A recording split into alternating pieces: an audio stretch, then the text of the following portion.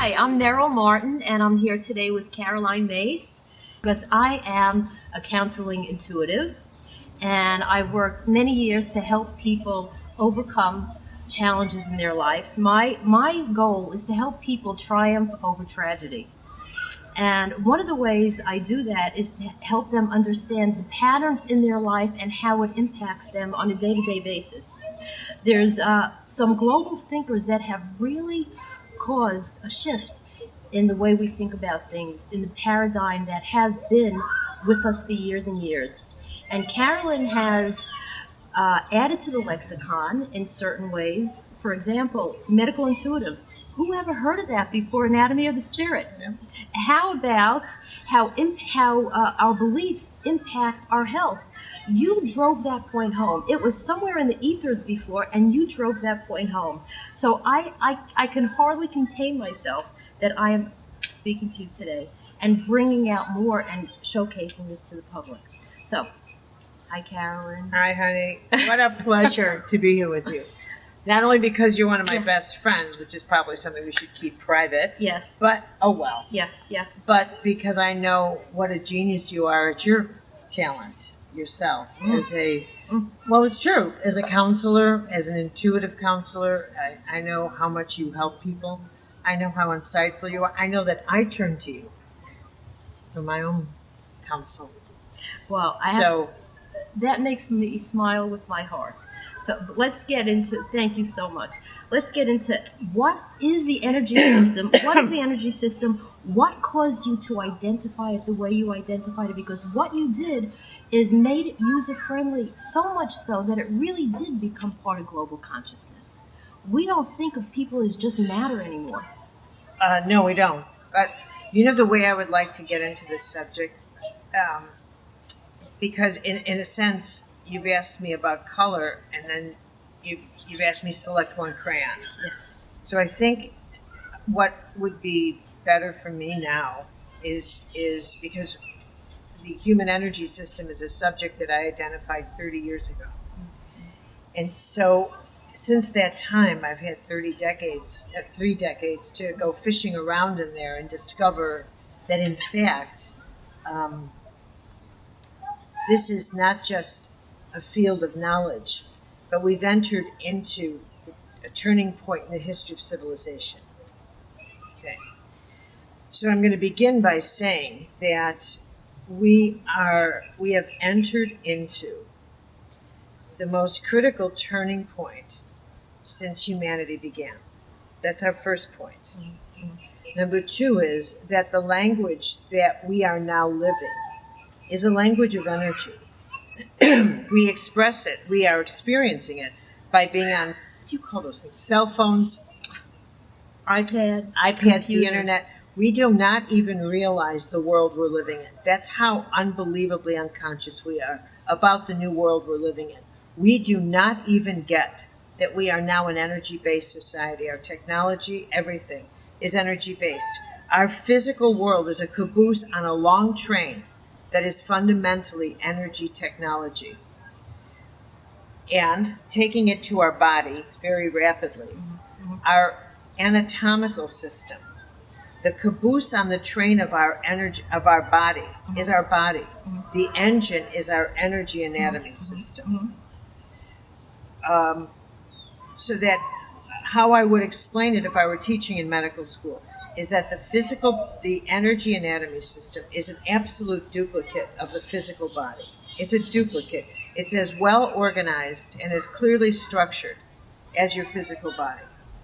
It has its complexity and its delicacy, just like the physical body. Mm-hmm. It has its subatomic particles. It has its micro network. And just like in your physical body, the slightest shift of anything affects the entire whole, except that the elements that you're working with are thought forms. Okay. The elements you're working with are emotion. The elements you're working with are psychic tissue. The challenge for us is that we do not yet know we don't understand that. We don't yet get the power of a thought. Okay, so let me drive this Yeah. point home. So day-to-day living, because I want to bring it to day-to-day living. I lost my job. I lost my job. I'm working at a company 25 years. I've gotten laid off. What does that have to do with my energy system? How would that impact my How would energy that system? impact your energy I system? know that it would make me scared, but how would that translate to my body? Well, I'm going to say first that every person will take it differently. So let's just take an average person who would automatically retreat into I would assume, a fear-based pattern, what I would call the survival instincts. Where are they in the body? It would be, so what organs? Right. Let's go completely into that. Your survival instincts go clearly into your solar plexus. They hit you in your stomach and your colon area. If you get a fear of finances, for example, I lose my job, what about my finances? They're not going to affect your elbow. They're not going to affect your hearing, but they will affect your lower back. They will affect your lower back. They will affect your sexual genital areas. They'll affect your sciatic nerve. You'll have an instant impact there. Absolutely. Because this is where your fight or flight instinct is. This is where we wear our weapons. This is where we put our wallet. This is where we have our sense of being able to protect ourselves. And job, protect, food, clothing, all go together. And that's where this part of our biological system correlates to our energy system, correlates to our feelings psychically of can I protect myself? It all is one huge network energetically and psychically. Okay. So as you said, and one of the things that did make its way into the global lexicon is our biography Becomes our biology. Our biology. Yes. And this is how. So if I came home and my partner told me I wanted a divorce, it would not hit me in the same area as I just lost my job, would it? No. I mean, if again, it depends on your history with your partner, Meryl. You may want that divorce. Okay, so I'm going to do a hypothetical because I really want people to understand how beliefs, and of course, it's not just the belief itself, it's how I then interpret the belief. But I'm going to be Josephine Average. So how Josephine Average would then interpret the belief, how would it impact me physically? I come home, I don't want a divorce. I didn't think we're getting one. I thought we could work it out. We're getting a divorce. It's not going to hit me in the same area. It's going to hit me how? Well, it would hit you a little bit in the same area because it's your security. It's your security. But it would also hit, like in a woman, it's going to hit you in several places simultaneously because it's first chakra, it's your home. Yeah. Okay? Yeah. So it's going to hit first, you're sitting on your first chakra. Let me just go, if I may, through the chakras so your audience, by now this is a common word which shows you how much the world has changed. Right. Okay? That's right. Today if you use the word chakra, nobody's going to look at you. But just in case there's a few people who don't. Shall we explain chakra? I think we should just, so everybody's on the same page, but a chakra is a database. A good way to say it is like a computer database in the body. And so there are 7, I use 10, but most commonly people would say 7 major computer bases. Each one is programmed to organize certain areas of your life. So the first computer base you're sitting on, and this one's tribal. So that this database, when I read it as a medical intuitive, what the data that I get from you, based on just your name and age, because I do long distance readings. I don't need any information from anybody. But what I pull from that automatically is a person's family history. I can see what their childhood is like. I can see whether or not they were incested. I can see what their religion is. I can see whether or not they were baptized or if the family rooted them in any holy ritual when that soul came in, which, by the way, is extremely important. Right. So I can see whether they were grounded in something. I can see what their what the habitus maximus is. I often refer in Latin because I was so educated in Latin that it goes back to my roots. But there are certain things that can only be expressed in other languages, and that is the habits of the heart that are conducted through the elders to the child. The habitus maximus means the maximum habits that come from the elders to the children that are only taught through imitation. Yes. And when a child becomes an adult and they're older, it's too late for a parent to say, "Why aren't you more thoughtful?" Yeah. Well, duh. Yeah. You weren't Yeah. a thoughtful mother, so what do you think I'm going to learn by words? Right. No. The habitus maximus Right. is one in which the little one sees the parent, Yeah. and It's inculcated. and that comes from 7 to younger. That's first chakra. Okay. And I will tell you Yeah.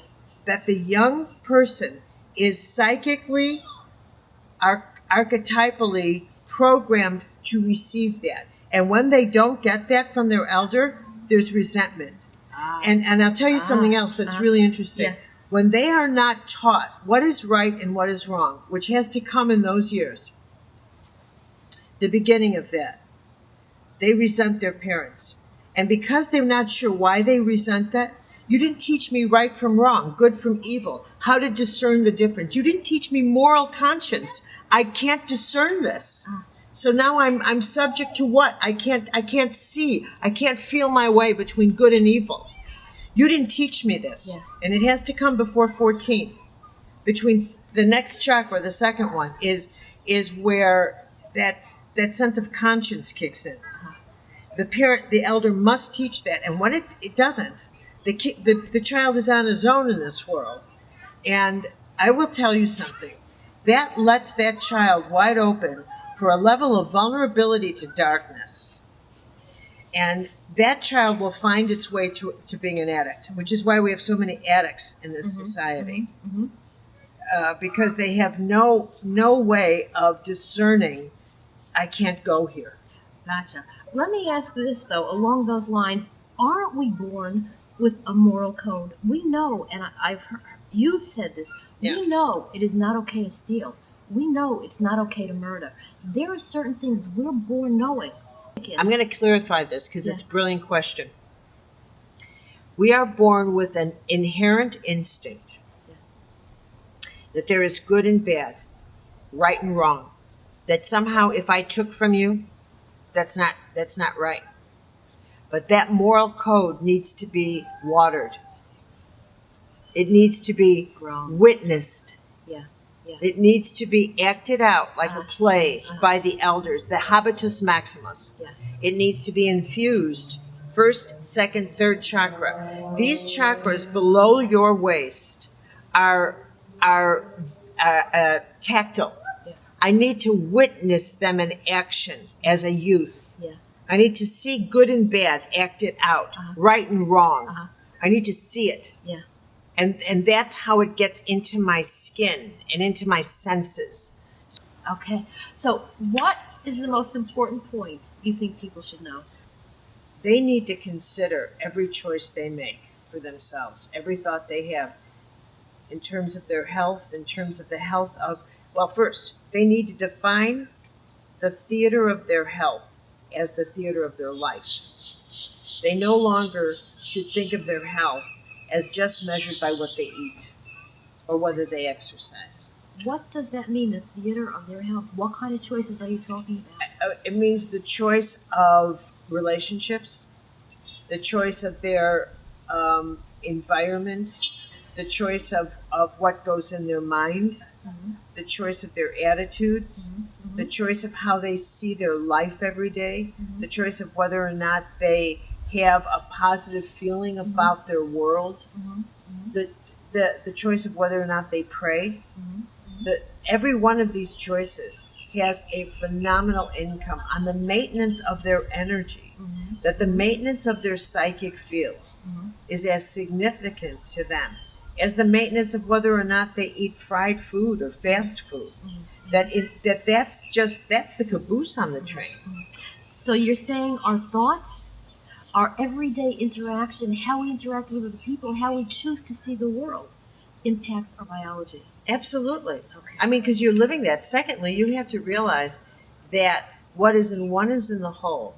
That as the world goes, so goes you. We all breathe as one. All life breathes as one. Yeah. So you can't separate yourself from the well-being of the whole world and think that the outside world is not affecting you. It is. Yeah.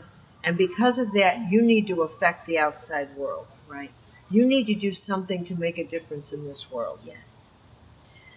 And number 3 is you need to pray. Yeah. You need to have a holy life. Yeah. You need and you need to realize that choices like not being an honest person, betraying people, not having integrity, those are as lethal to your health as eating arsenic. Okay. So that will weaken our system, Absolutely. our physicality. They're poison. Not only energetically. Yeah. Even if nobody sees, it weakens. It's sabotaging our own health. Sabotaging is poison. Even when we think we're doing well and we're on the right track, would you agree that we all have blind spots when it comes to ourselves? Totally. And this is where a teacher, a spiritual director, an intuitive counselor comes in, because no matter what, we all have blind spots. Totally. And one last note I want to end on. How important is friendship to the energy system? Oh no, friendship, fun, joy. Yeah. I would rank that as high as pure water. Okay. It's right up there. All right. We have it all? We got it all. Okay. All right. And join me again for the next episode.